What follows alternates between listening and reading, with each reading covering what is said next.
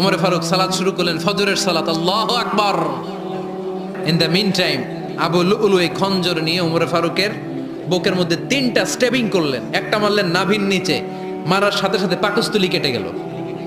আরেকটা মারলেন পাজরে, পাজর ছিঁড়ে গেল।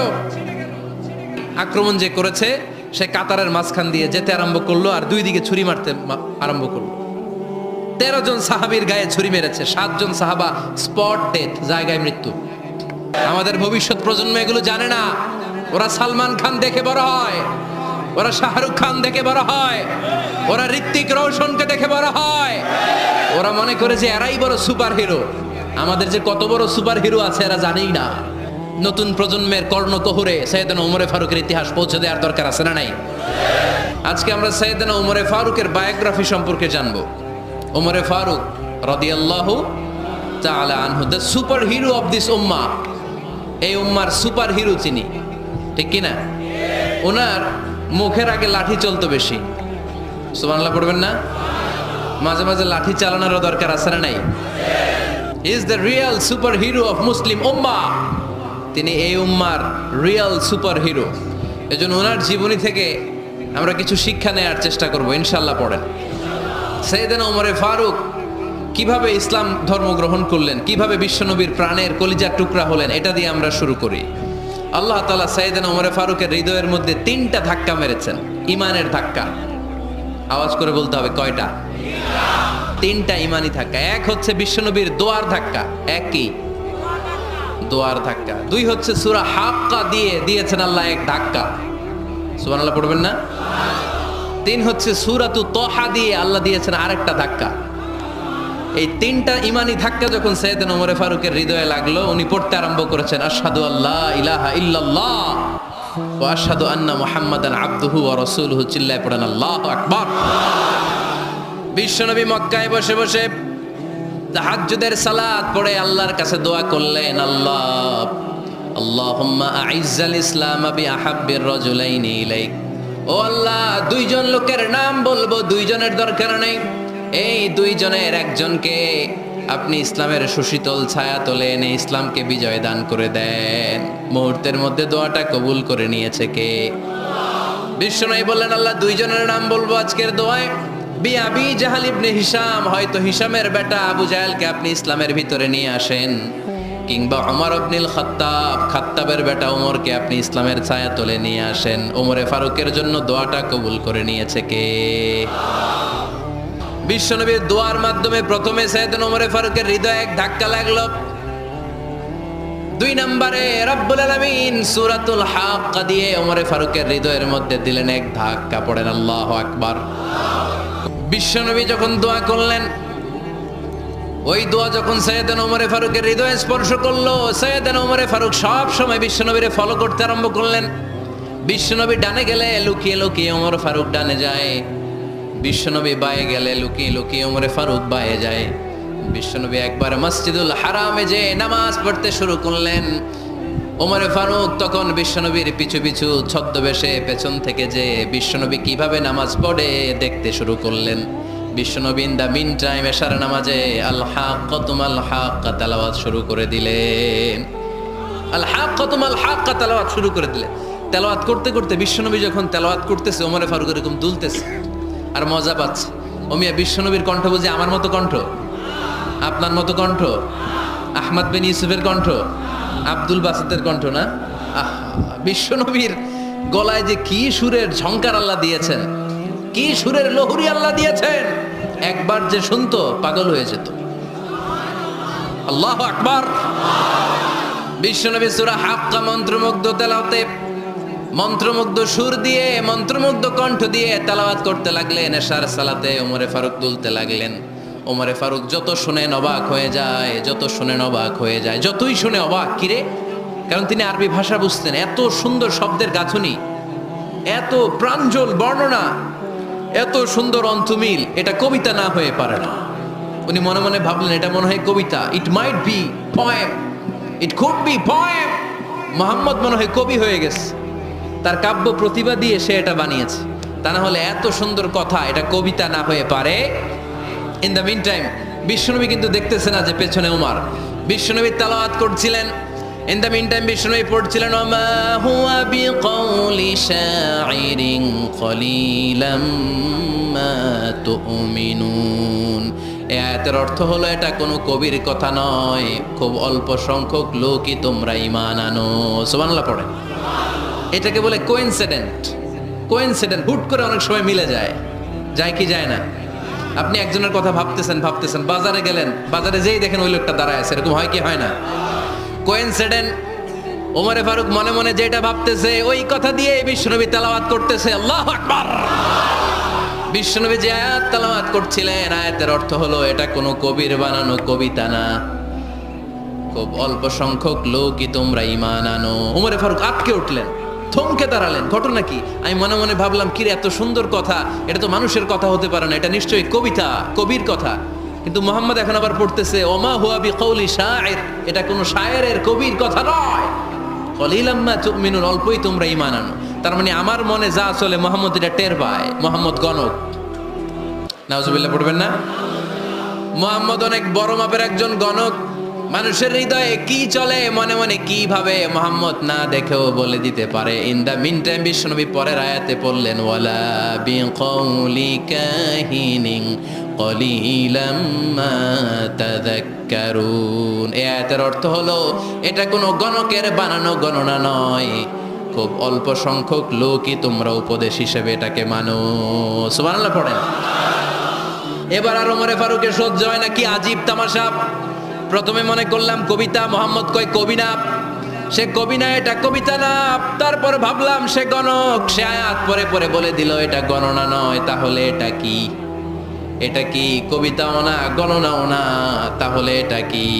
বিশ্বনবী তখন বললেন তানজিলুম মির রাব্বিল আলামিন। সুবহানাল্লাহ পড়েন। পরের আয়াত ছিল তানজিলুম মির রাব্বিল আলামিন। এটা দুনিয়ার কোনো কবির বানানো কবিতা না, এটা কোনো গণকের গণনা না, এটা কোনো সাহিত্যিকের বানানো সাহিত্য নয়, এটা মহাবিশ্বের পরিচালক রব্বুল আলামিনের কাছ থেকে পাঠানো কিতাব কোরআন। সূরা হাক্কার ধাক্কায় ওমরে ফারুক কাইত, এই ধাক্কা খেয়ে উথাল পাথাল হৃদয়ের মধ্যে, হায় রে এ কি বাণী, এ কেমন কথা, কে মুহাম্মদ? তারপরও শয়তানের ওয়াসওয়াসা আছে না নাই? আল্লাহ বলে যতই ওয়াসওয়াসা ওমরকে দেয়া হোক, আমি ওমরে ফারুককে এই মুসলিম উম্মাতের সেনাপতি বানিয়ে ছাড়বো, আমি সেনাপতি বানাবো। এবার 3 নাম্বার ডোজ। ডাক্তারের কাছে গেলে প্রথমে দেখবেন সিম্পল ডোজ দেয়, নরমাল ওষুধ, এটাতে কাজ না হলে ডোজ বাড়ায়, একেবারে কাজ না হলে অ্যান্টিবায়োটিক মারে, আছে না নাই? আল্লাহ প্রথমে দোয়ার ছোঁয়া লাগালেন, তারপর সূরা হাক্কা দিয়ে ধাক্কা মারলেন, এরপরে রব্বুল আলামিন বলেন এবার 3 নাম্বার ডোজ সূরা তহা দিয়ে আমি তোমার হৃদয়টারে উজালা বানায় দেব রে ওমর। শয়তান ওদিক দিয়ে ওয়াসওয়াসা, খেলা দুই দিক থেকে চলতেছে। আল্লাহ তাআলা হেদায়েতের রাস্তায় টানছে, শয়তান জাহান্নামের দিকে টানছে। ঘোষণা দেয়া হলো মক্কায়, মুহাম্মদের মাথা কেটে এনে দিলে এত এত স্বর্ণ মুদ্রা দেয়া হবে।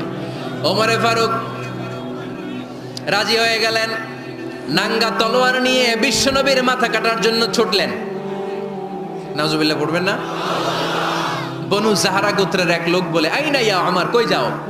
মুহাম্মদের মাথা কাটতে যাই। আরে মুহাম্মদের মাথা কাটতে যাও, তোমার বোন ফাতিমা বিনতে খাত্তাব আর তোমার বোন জামাই সাঈদ কদ সাবা, এরা তো ধর্ম ত্যাগ করে ফেলছে, এটা তো আমাদের ধর্ম ত্যাগ করে মুহাম্মদের ফলোয়ার হয়ে গেছে।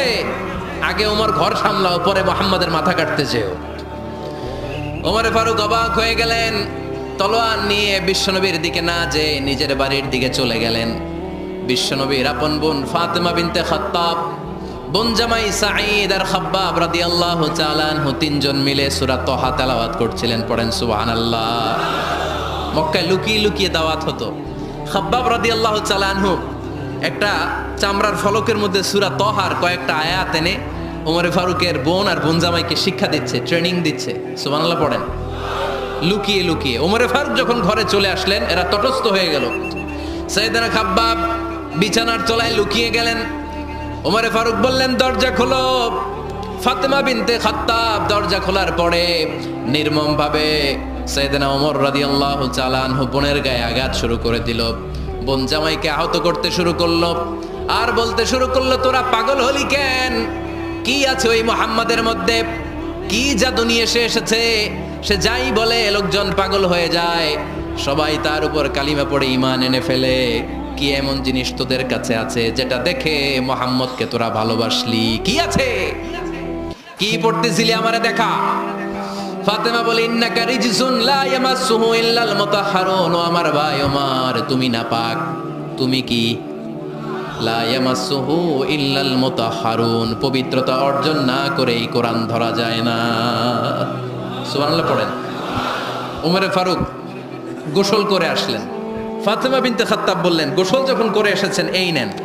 ওমরে ফারুক এবার চামড়ার কাপড়ের মধ্যে সূরা তহার প্রথম আয়াতের দিকে নজর করলেন।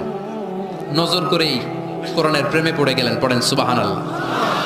ওমরে ফারুক পড়তে আরম্ভ করলেন, তহা মা আনজালনা আলাইকাল কুরআনা লিতাশকা ইল্লা তাযকিরাতান লিমান ইয়াখশা তানজিলাম মিম্মান খালাকাল আরদা ওয়াস সামাওয়াতিল উলা। সুবহানাল্লাহ পড়েন। উনি পড়তে আরম্ভ করলেন, তহা মা আনজালনা আলাইকাল কুরআনা লিতাশকা, এই কোরআনকে আমি তোমাদের হতভাগ্য জাতি হিসেবে দুনিয়ায় থাকার জন্য পাঠাই নাই। এটা রব্বুল আলামিনের পক্ষ থেকে এসেছে। যারা রবকে ভয় করে তাদের জন্য আছে উপদেশ। যিনি আকাশ বানিয়েছেন, জমিন বানিয়েছেন, ওই আল্লাহ তাআলা নিজেই এই কোরআন পাঠিয়েছে। আওয়াজ করে পড়তে হবে আল্লাহু আকবার। উনি খুব ভালো আরবি জানতেন। সূরা তহা পড়ার পরে আর ধৈর্য ধারণ করতে পারে না। ওমরে ফারুক ছোট্ট বাচ্চার মতো কান্না শুরু করে দিলেন। আল্লাহু আকবার। সূরা তহাটা হাতে নিয়ে, তলোয়ারটা হাতে নিয়ে বিশ্বনবীর দিকে ছুটতে আরম্ভ করলেন। আইনা মুহাম্মদ, কোথায় মুহাম্মদ? তোমরা আমাকে মুহাম্মাদের কাছে নিয়ে চলো। বিশ্বনবী তখন সাফা পাহাড়ের পাদদেশে দারুল আরকাম ইবনে আলকামের ঘরে লুকিয়ে লুকিয়ে কোরআনের দাওয়াত দিতেন। ওমরে ফারুককে পাগলের মতো ছুটে আসতে দেখে বিশ্বনবীর চাচা হামজা ইবনে আব্দুল মুত্তালিব বলল, নবী আপনি পালান। ওই যে খাত্তাবের বেটা ওমর আপনাকে অপমান করার জন্য, আক্রমণ করার জন্য তেরে এসেছে। সাহাবীরা বললেন, নবী আপনি পালিয়ে যান, আমরা সামাল দেব।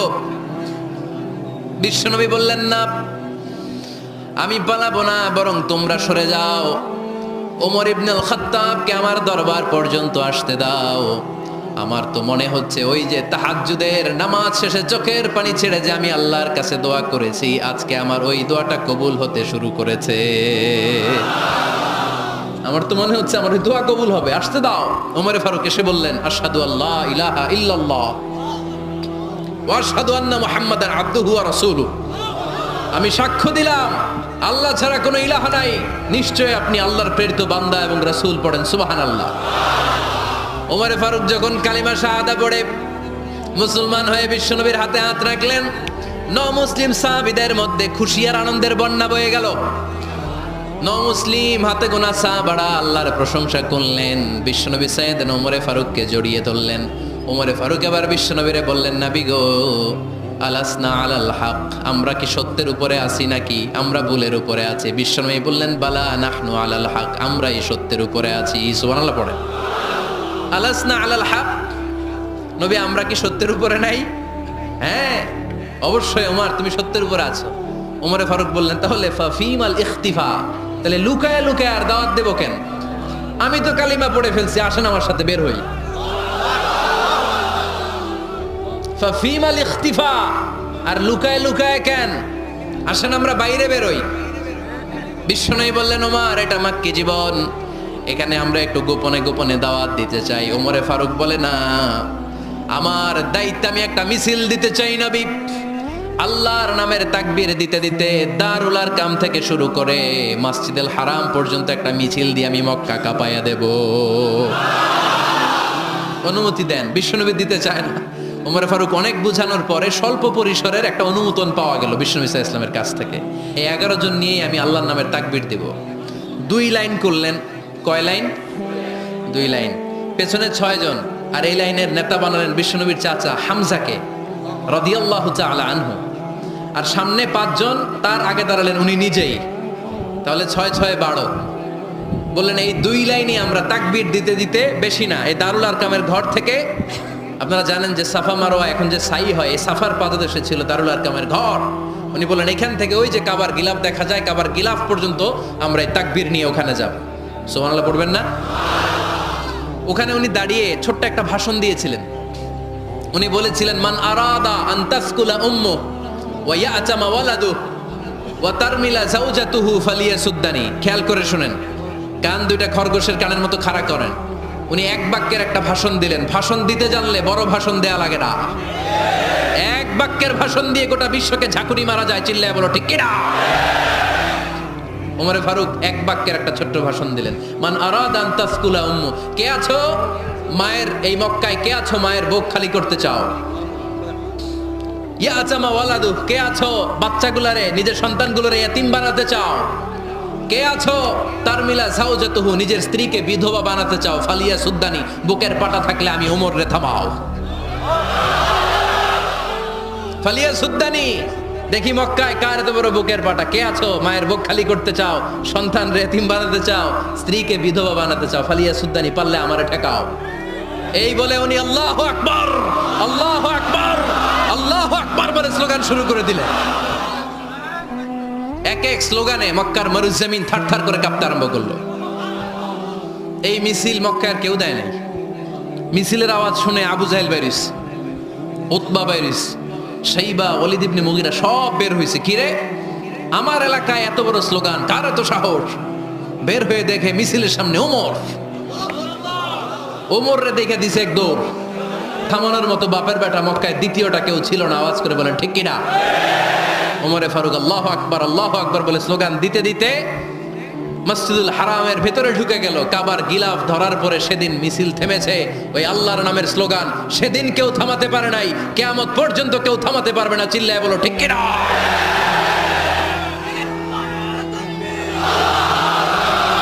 ওই রকম একটা ওমরের দরকার, আমাদের বেশি চাই না। জোরে বলেন ঠিক কিনা? দাও খোদা দাও আমায় আবার ওমর দারাজ দিল, দাও খোদা দাও আমায় আবার ওমর দারাজ দিল, দাও আলীর মতো বীর সেনানি, আলীর মতো বীর সেনানি জাগাতে নিখিল, দাও খোদা দাও আমায় আবার ওমর দারাজ দিল। সুবহানাল্লাহ পড়েন।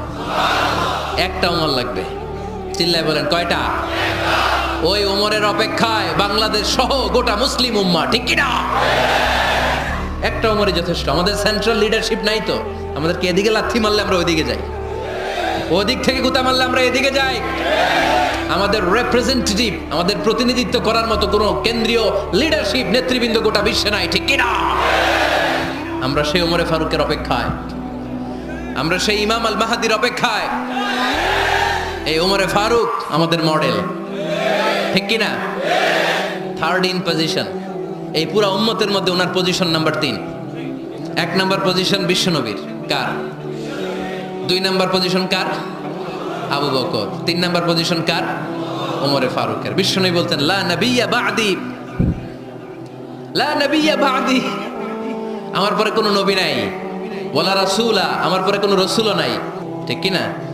আল্লাহর হাবিব বলতেন লাউ কানা বা'দি নবিয়্যুন লাকানা উমর, তবে আমার পরে যদি নবী হওয়ার যোগ্যতা কারো থাকে আমার ওমরের ওই যোগ্যতা আছে। সুবহানাল্লাহ পড়েন।